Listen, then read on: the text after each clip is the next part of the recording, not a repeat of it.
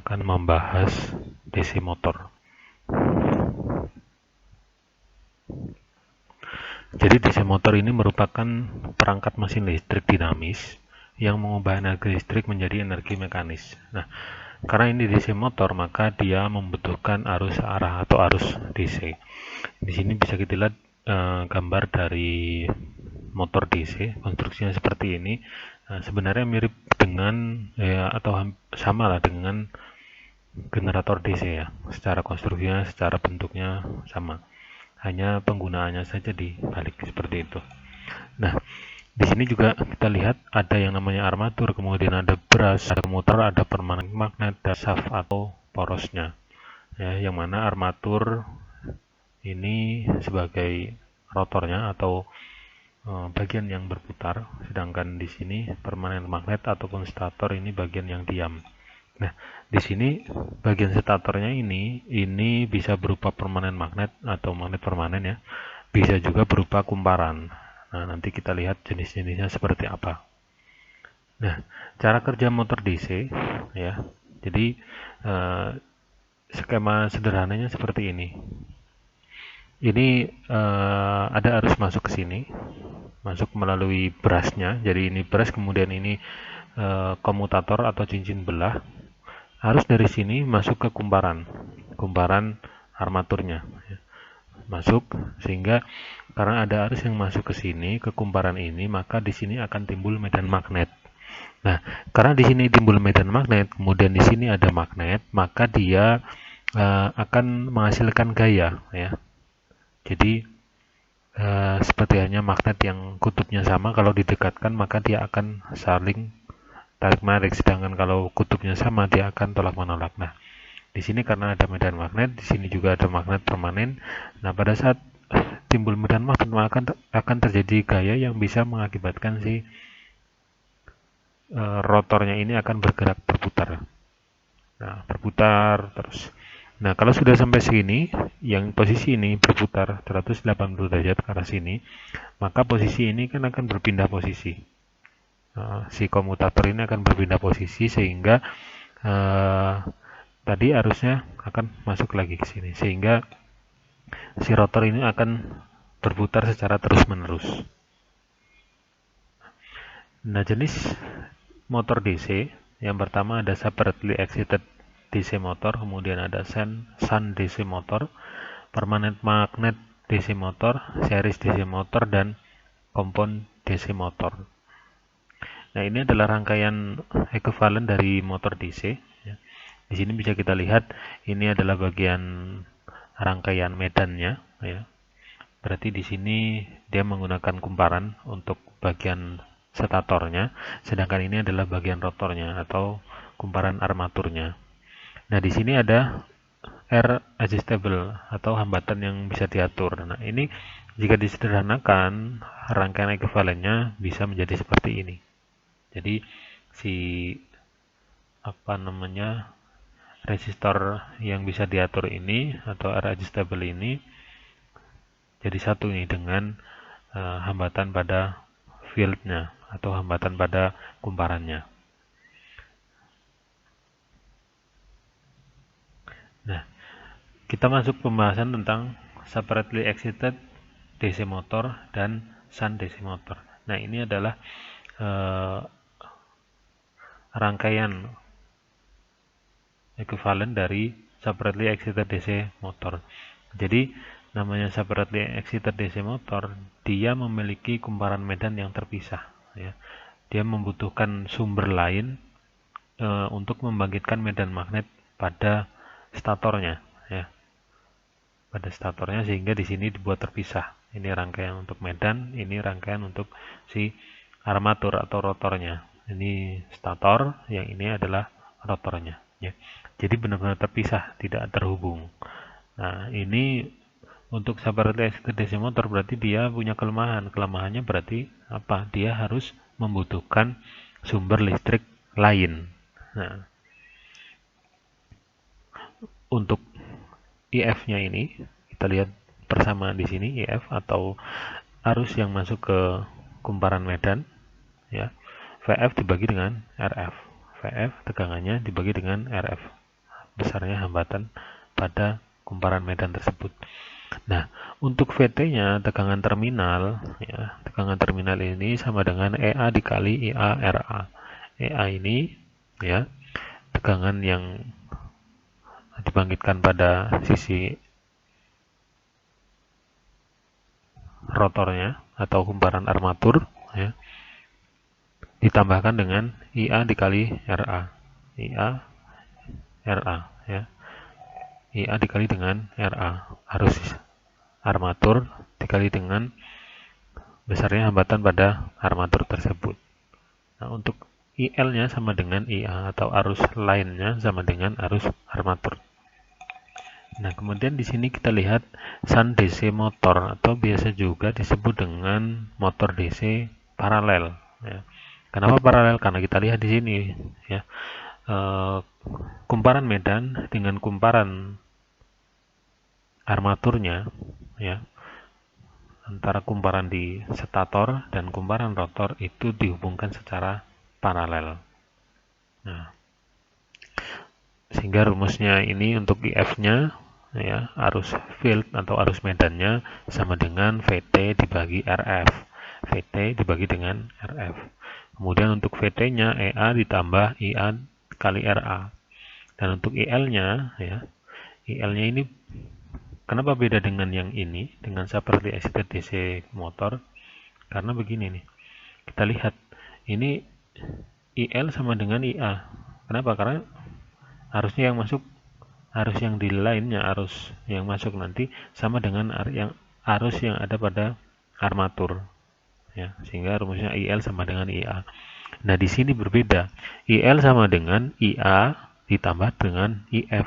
Kenapa? Karena ini bercabang, ya, bercabang. Jadi hukum Kirchhoff, ya, arus yang masuk sama dengan arus yang keluar. Arus masuknya IL, arus keluarnya adalah IA dan IF, sehingga rumusnya IL sama dengan IA ditambahkan dengan IF. Ini untuk shunt DC motor. Nah, ini adalah karakteristik dari shunt DC motor, ya. Apabila beban dari motor tersebut ditambahkan, maka yang terjadi adalah ini, bebannya kita naikkan, maka yang terjadi adalah T-load ini adalah torsi bebannya lebih dari torsi yang diinduksi. Nah, artinya apa? Torsi bebannya lebih besar daripada torsi yang dihasilkan dari motor tersebut. Sehingga apa yang terjadi? Yang terjadi adalah kecepatan putarnya atau RPM-nya, ya, putarannya, dia akan turun. Nah, karena ya itu tadi, torsi yang dihasilkan, ya, tidak mencukupi atau kurang dari torsi bebannya, sehingga motor tersebut akan mengalami penurunan putaran, penurunan kecepatan, ya. RPM-nya turun. Nah, sehingga yang terjadi adalah EA ini EA-nya adalah tegangan yang dibangkitkan. Rumusnya seperti ini, K dikali ini besaran fluxnya, ya, dikali dengan putarannya. Nah, kalau putarannya turun, maka hasilnya nantinya apa? EA-nya juga akan turun. Nah, karena EA-nya turun, ya, EA-nya turun, maka yang terjadi adalah ini IA juga akan berubah.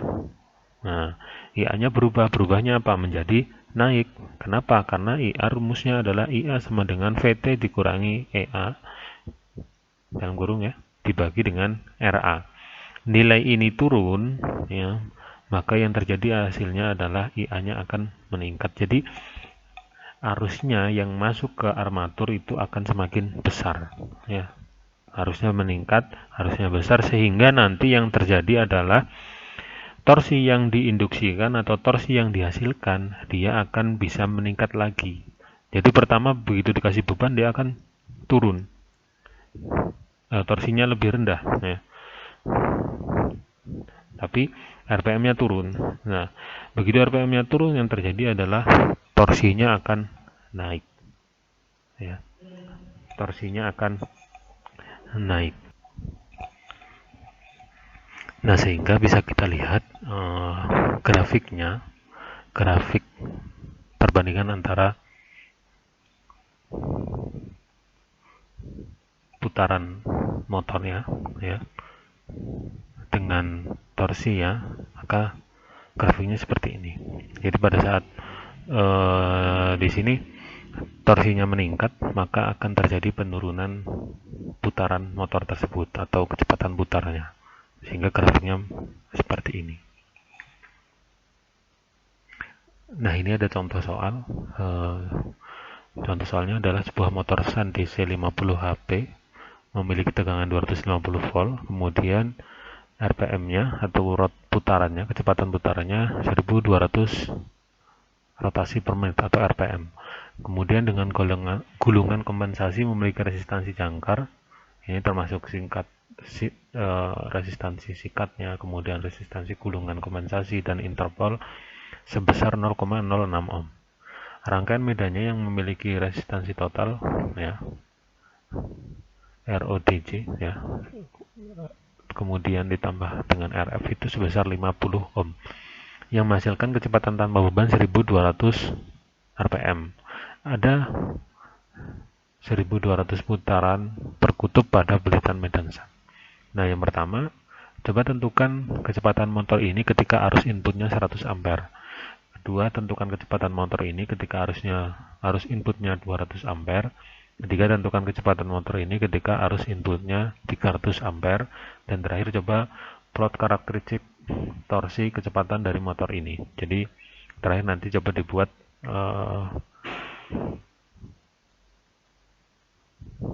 plot karakteristik torsi kecepatannya atau grafik torsi kecepatan dari motor ini.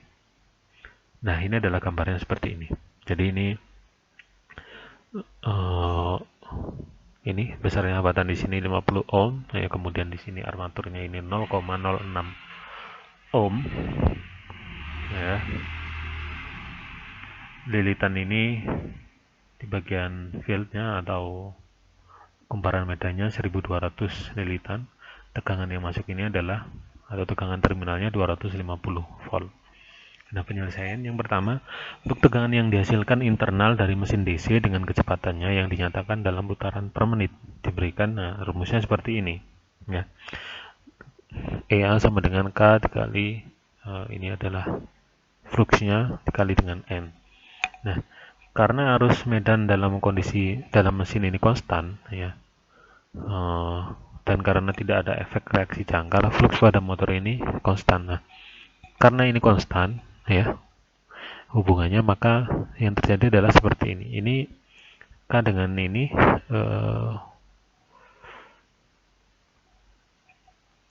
dengan fluxnya ini, nilai K dengan nilai fluxnya ini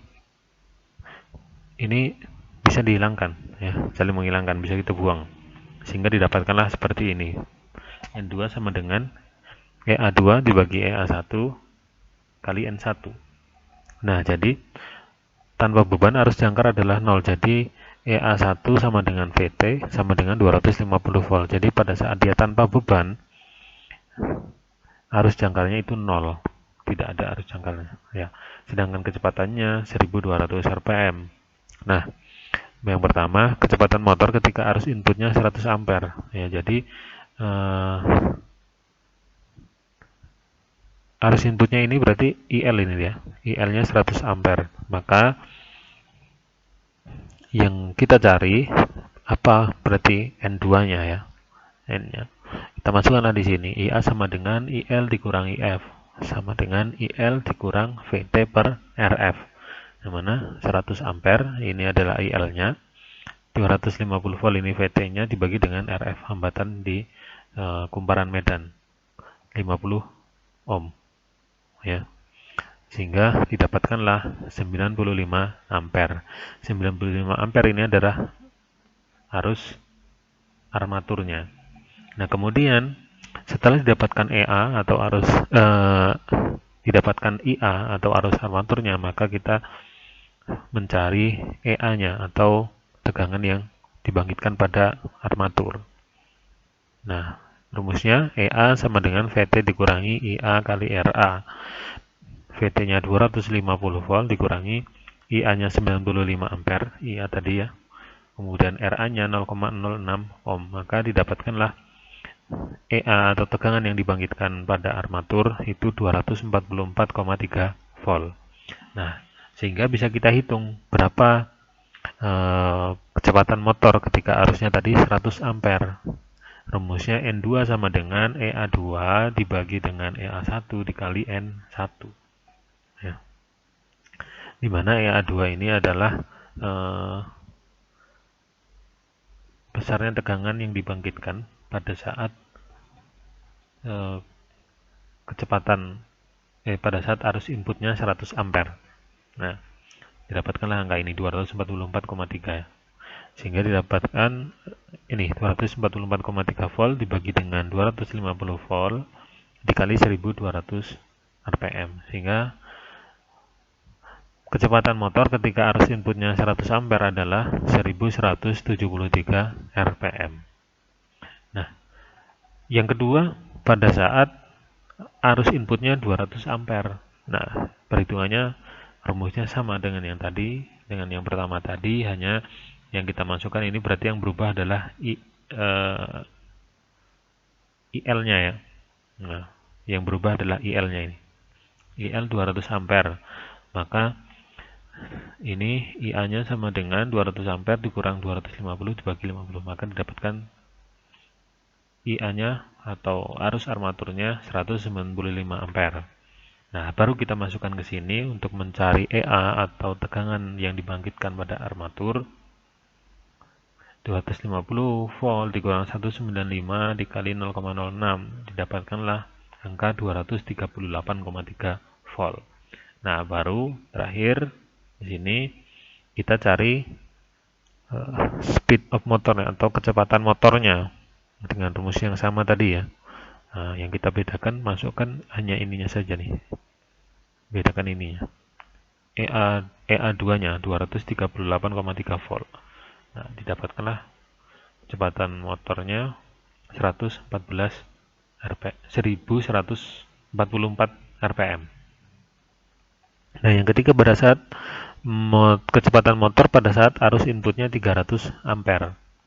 Nah, sama saja perhitungannya dengan tadi, tinggal kita masukkan saja.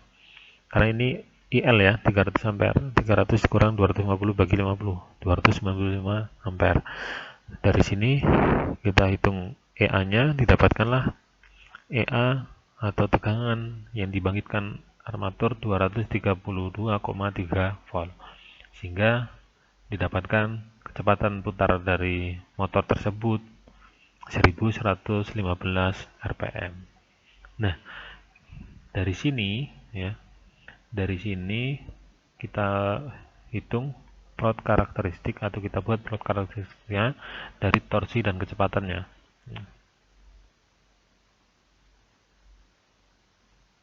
Nah, jadi tadi sudah didapatkan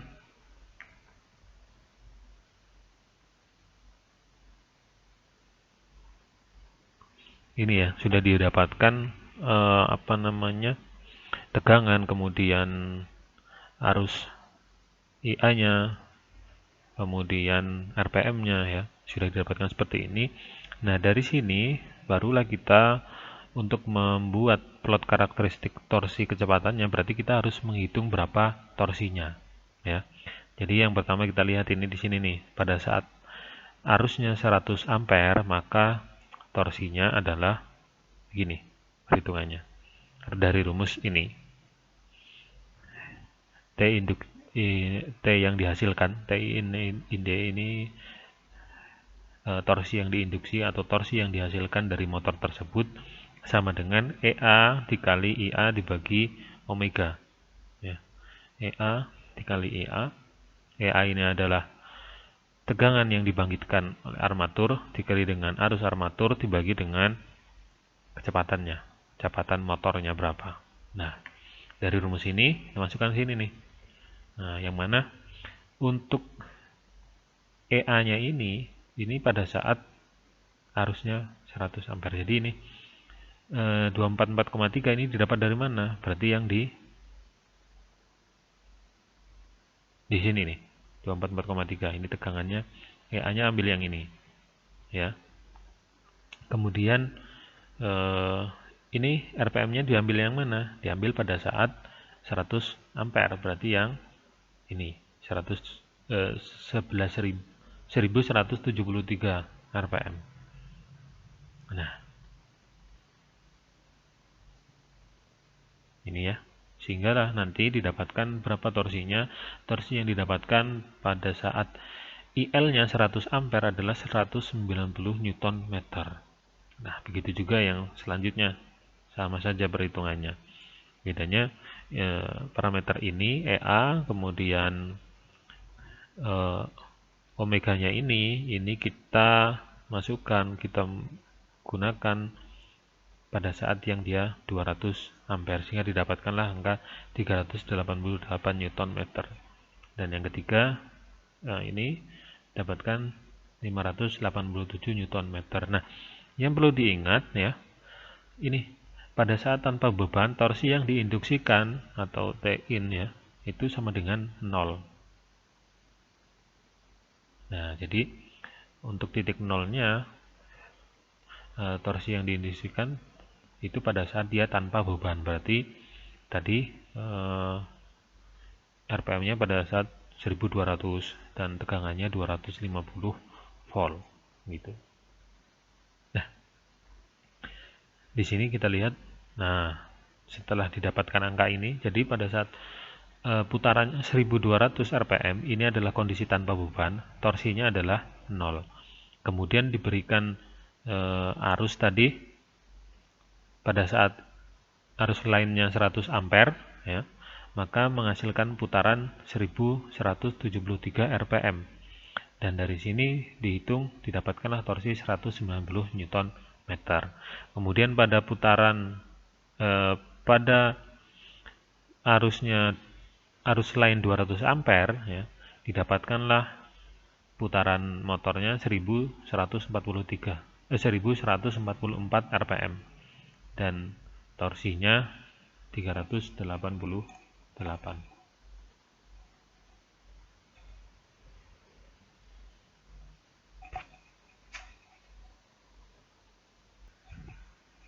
Nah, kemudian pada saat arus lainnya 300 ampere, maka didapatkanlah, setelah tadi dihitung ya, didapatkanlah putaran motornya 1115 RPM. Nah, dari itu dihitung torsinya sebesar didapatkanlah 587 Newton meter. Nah, dari sini ya, dari data ini kita masukkanlah ke grafik ini. Kita buat menjadi grafiknya seperti ini ya. Dimana sumbu X-nya ini adalah torsi motor, kemudian sumbu Y-nya ini adalah putaran motor atau dalam satuan RPM. Nah, sehingga didapatkanlah plotnya garisnya seperti ini. Jadi kalau kita bandingkan dengan karakteristik tadi karakteristik si Sun DC motor itu, karakteristik torsinya itu sudah sama, lurus begini miring ya. Sudah sama seperti ini. Nah, itu tadi pembahasan tentang Sun DC motor sampai dengan perhitungannya. Nah, sekarang kita masuk ke permanen magnet DC motor. Jadi permanen magnet DC motor ini adalah motor-motor magnet permanen ya, motor yang kutubnya terbuat dari magnet permanen. Jadi kalau yang tadi yang Sun DC motor itu pada bagian medan bagian statornya itu terbuat dari kumparan ya untuk menghasilkan medan magnet. Nah, kalau di sini tidak menggunakan kumparan bagian bagian statornya, tapi menggunakan magnet permanen. Nah, ini memiliki keunggulan. Nah, jadi pertama, karena motor ini tidak memerlukan rangkaian medan eksternal, motor ini tidak memiliki rugi-rugi tembaga rangkaian medan seperti yang terkait dengan motor DC Sun. Nah, jadi nggak ada rugi-ruginya ya, artinya dia tidak dari segi medan magnet ya, dia tidak memerlukan tambahan lagi ya. tidak memerlukan tambahan arus listrik dan lain sebagainya. Kemudian tidak ada kerugian karena tembaga yang untuk kumparan medannya dan lain sebagainya. Nah, bisa juga ukurannya nanti bisa jadi lebih kecil. Ya, keunggulan yang kedua adalah ukurannya bisa lebih kecil daripada motor DC Sun yang sesuai. Jadi misalnya DC Sun-nya 1 HP atau ya 1 HP atau 1 kW lah. Motor DC Sun 1 kW. Maka pada motor permanen magnet DC yang 1 kW juga itu ukurannya akan lebih kecil. Kenapa? Karena ya tidak perlu lagi ada kumparan medan di sana. Ya, magnet bisa dibuat lebih ringkas. Nah, ukurannya bisa lebih kecil daripada kumparan tadi, sehingga pada hasil akhirnya ukuran motornya bisa lebih kecil dibandingkan motor DC Sun.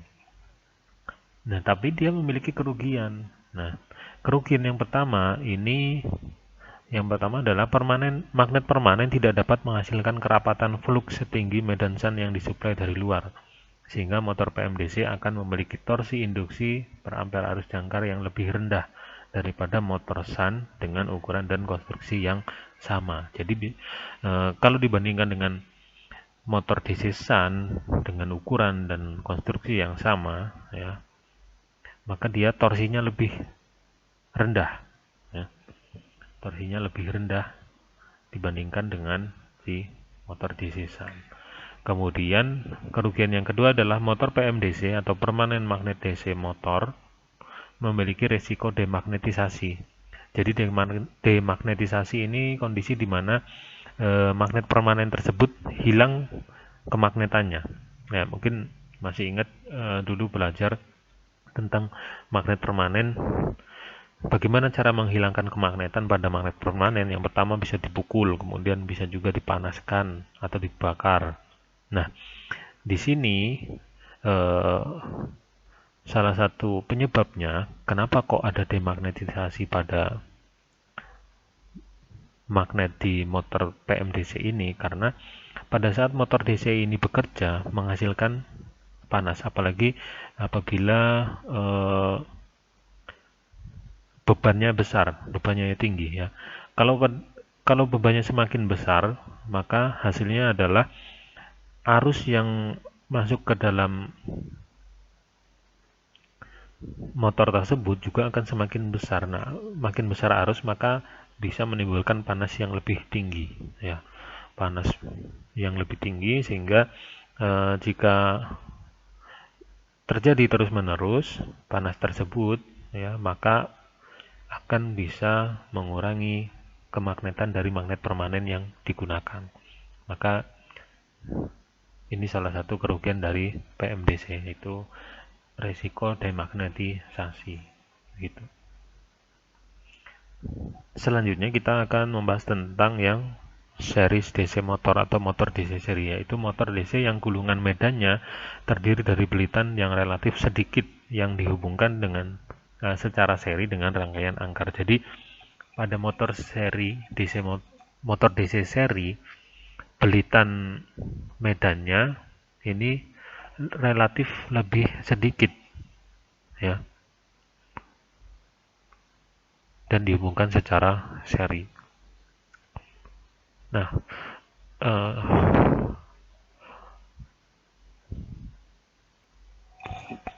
ini adalah rangkaian ekuivalen dari motor DC seri. Motor DC seri seperti ini. Jadi ini kumparan medan, kemudian ini adalah kumparan armaturnya. Jadi dihubungkan secara seri. Nah, jumlah kumparan medannya atau gulungannya ini, belitannya relatif sedikit dibandingkan dengan si armaturnya. Nah, di sini kita lihat untuk perhitungannya, IA sama dengan IE sama dengan IL. Jadi arus line sama dengan arus medan sama dengan arus armaturnya.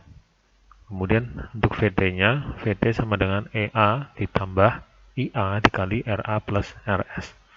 Jadi VD ini, ya, tegangan terminalnya ini sama dengan tegangan yang dibangkitkan oleh armatur, ya, pada armatur ditambahkan dengan IA ini dikali ini, ya. IA ini adalah arus armaturnya, kemudian dikalikan dengan RA plus RS. Jadi besarnya hambatan pada armatur dan besarnya hambatan pada kumparan medan. Nah, di sini kita lihat karakteristik torsi dari motor DC, ya. Jadi kita lihat di sini ini kurva karakteristik motor DC seri, tipe seri, ya. Jadi kita lihat yang terjadi adalah ketika torsi pada motor ini menjadi 0, kecepatannya menjadi tak terbatas, ya. Jadi kita lihat di sini nih grafiknya ini. Pada saat torsinya 0, artinya tanpa beban, dia RPM-nya atau putarannya bisa tak terbatas, ya. Jadi naik terus, tak terbatas. Nah, ini tapi secara teoritis seperti itu, tapi dalam praktiknya torsi tidak akan pernah bisa mencapai 0 sepenuhnya karena kerugian mekanis inti dan kerugian yang harus diatasi. Nah, contoh kerugian mekanis mungkin kerugian dari bearing pada motor tersebut, atau mungkin kalau memang dia terhubung dengan pompa, ya, misalnya terhubung dengan pompa walaupun tidak ada beban, artinya pompanya tidak dipakai, kosong, bisa jadi ada gesekan-gesekan di sana, ada gesekan dari seal dan lain sebagainya. Nah, cuman walaupun begitu, walaupun tidak tanpa beban pun, ya, artinya bebannya tidak ada tambahan beban dari luar, ya, ini motor DC series ini juga akan tetap bisa berputar cukup cepat, jadi tetap bisa putarannya bisa sangat tinggi dan semakin meninggi, dan ini bisa merusak si motor DC tersebut dengan sendirinya. Nah, artinya untuk motor DC tipe seri ini, ya, ini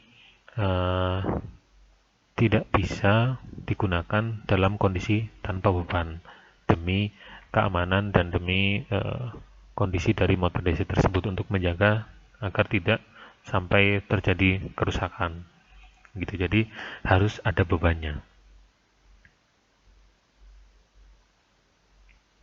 Nah, bagaimana cara mengatur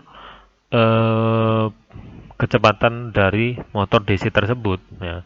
Hanya ada satu cara yang efisien untuk merubah kecepatan dari motor DC tersebut, ya.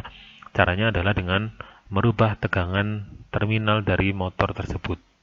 Nah, jika tegangan terminal dinaikkan, ya, menghasilkan putaran yang lebih tinggi pada semua torsi yang dikeluarkan atau yang dihasilkan.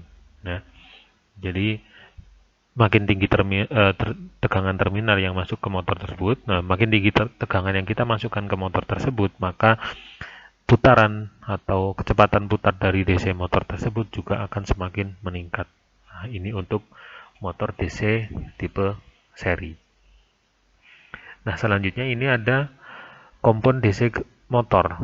Jadi ini perpaduan antara paralel dan seri, ya. Jadi ada dua jenis, ada yang kumulatif dan ada yang diferensiali. Ada kumulatively compound DC motor, ada yang diferensiali compound DC motor. Kalau yang kumulatively ini gaya magnet yang dihasilkan itu saling menambahkan, sedangkan yang diferensiali ini saling mengurangkan. Makanya rumus di sini untuk besarnya medan magnetnya, ya, ini plus minus. Jadi kalau dia plus, ini adalah untuk kumulatif, minus ini untuk yang diferensiali.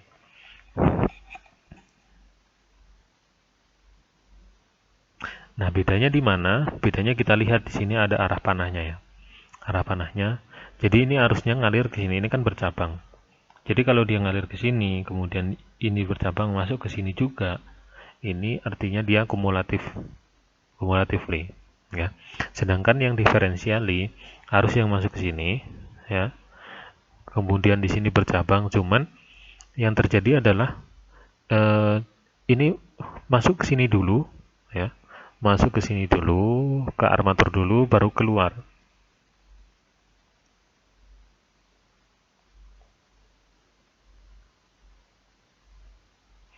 Sehingga ini untuk yang di sini ini diferensiali, ya. Nah, di sini kita lihat nih. Jadi secara gambar rangkaian sama, ya, sama.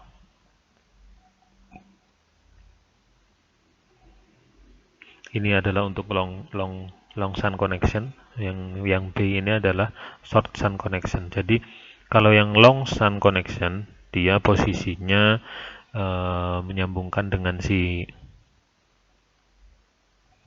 apa namanya rangkaian, posisinya di sini ya, ya posisinya di sini. Jadi memparalelnya di bagian di sini. Jadi dari terminal langsung diparalel.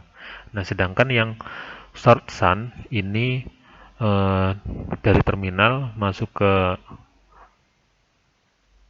istilahnya kumparan yang di seri dulu. Setelah dari serinya baru keluar bercabang, barulah ke armatur dan sebagian ke kumparan medan yang dihubungkan secara paralel. Jadi hanya beda posisinya. Nah, untuk kumulatif sama differentially compound ini hanya berbeda pada arah arusnya.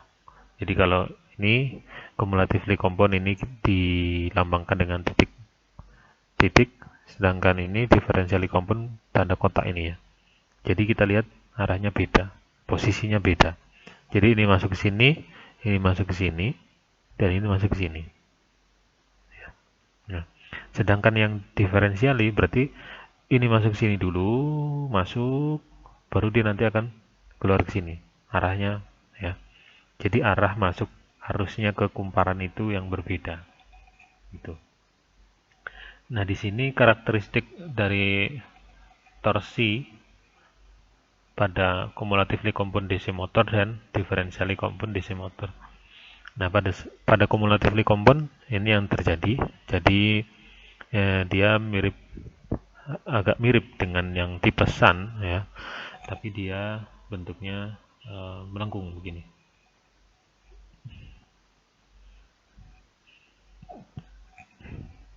Sedangkan yang differentially compound seperti ini. Jadi ini makin tinggi torsinya, maka yang terjadi RPM-nya juga akan makin naik, makin tinggi. Ya.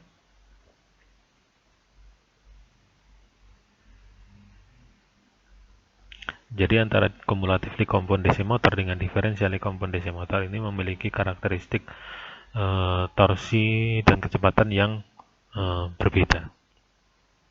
Nah, untuk pembahasan tentang baiklah, untuk pembahasan motor DC kita cukupkan sampai di sini. Jika ada hal-hal yang ingin ditanyakan silakan